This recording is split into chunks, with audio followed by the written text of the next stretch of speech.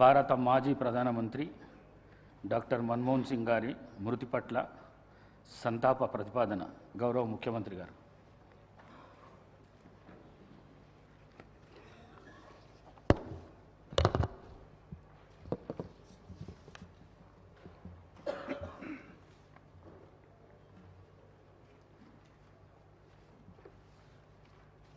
అధ్యక్ష,